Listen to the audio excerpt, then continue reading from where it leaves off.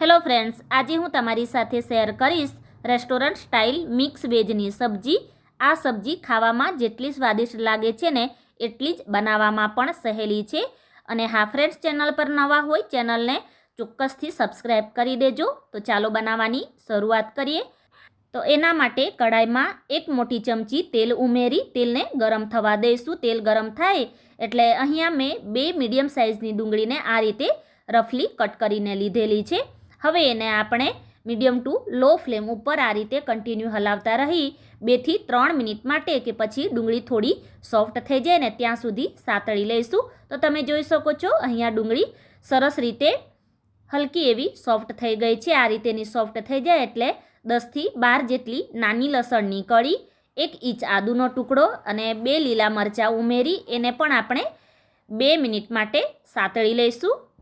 લસણ અને મરચાંમાં આ રીતેના હલકા એવા નિશાન દેખાય એટલે એમાં આપણે ટામેટાં ઉમેરીશું। તો અહીંયા મેં 2 મીડિયમ સાઇઝના ટામેટાને રફલી કટ કરી અને ઉમેરેલા છે। સાથે જ સ્વાદ પ્રમાણે મીઠું ઉમેરી સારી રીતે મિક્સ કરી ઢાંકી અને ટામેટાં સોફ્ટ થાય ને ત્યાં સુધી એને આપણે થવા દઈશું। તો વચ્ચે મેં એને 2 વાર હલાવી દીધું હતું અને અહીં ટામેટાની છાલ પણ આ રીતે અલગ થવા લાગી ગઈ છે। તો આ રીતેના ટામેટાં સોફ્ટ થાય ત્યાં સુધી સાતળી અને પછી એને પ્લેટમાં કાઢી અને સાઈડમાં ઠંડુ થવા માટે રાખી દઈશું। હવે ફરીથી કડાઈમાં મેં 2 મોટી ચમચી તેલ ઉમેરી અને ગરમ કરી લીધેલું છે। હવે શાકભાજીમાં અડધો કપ ગાજર, 10 થી 12 જેટલા ફ્લાવરના ટુકડા, અડધો કપ ફણસી અને અડધો કપ લીલા વટાણા લીધેલા છે। તો હવે આપણે બધી જ શાકભાજી કડાઈમાં ઉમેરી દઈશું અને શાકભાજીને પણ મીડિયમ ફ્લેમ ઉપર હલકી એવી એ સોફ્ટ થઈ જાય ને ત્યાં સુધી 7 થી 8 મિનિટ માટે એને સાતળી લઈશું। તો વટાણામાં આ રીતેના હલકા એવા નિશાન દેખાવા લાગે ને ત્યાં સુધી તમારે એને સાતળી લેવાની છે। તો આ રીતેની બધી જ શાકભાજી સતળાઈ જાય એટલે એને આપણે એક પ્લેટમાં કાઢી લઈશું।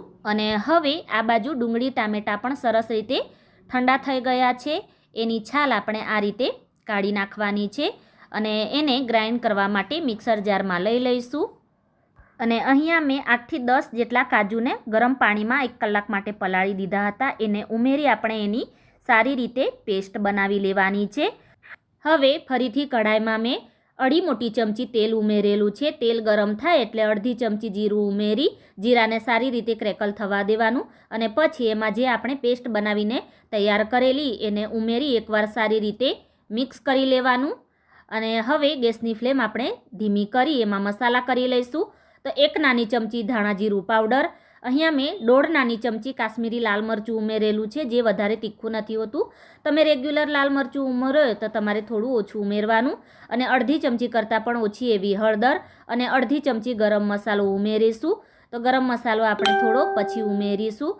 સારી રીતે મિક્સ કરી લઈશું અને મિક્સર જારમાં ચોટેલું હતું એમાં 1/4 કપ જેટલું પાણી ઉમેરી ક્લીન કરી અને ઉમેરેલું છે।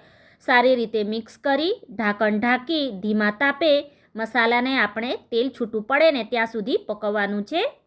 તો થોડી વારે તમારે વચ્ચે વચ્ચે ઢાંકણ ખોલી અને મસાલાને હલાવી દેવાનું એટલે તળિયે ચોટે નહીં। તો હજી બરાબર તેલ છૂટું નથી પડ્યું એટલે હજી હું એને ખુલ્લું જ આ રીતે કન્ટિન્યુ હલાવતા રહી અને પકવી લઈશ।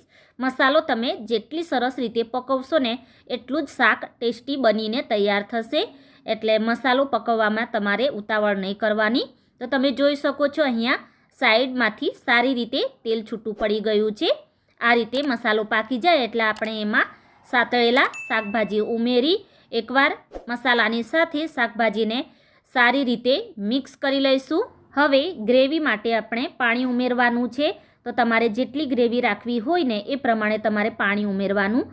તો અહીંયા મેં પહેલાં 1 કપ જેટલું ગરમ પાણી ઉમેરેલું છે અને ફરીથી અડધો કપ જેટલું એ રીતે મેં અહીંયા 1.5 કપ જેટલું પાણી ઉમેરેલું છે।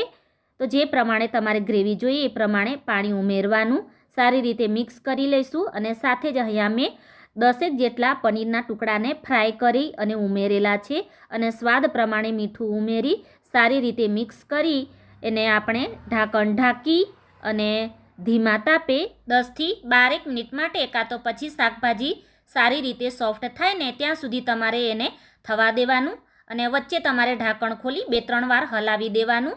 અહીં તમે જોઈ શકો છો શાક આપણું રેસ્ટોરન્ટમાં આપણે જ્યારે ખાઈએ ને ત્યારે શાકભાજીમાં ક્રંચ પણ રહેલો હોય છે અને એ ઓવરકૂક પણ નથી હોતું.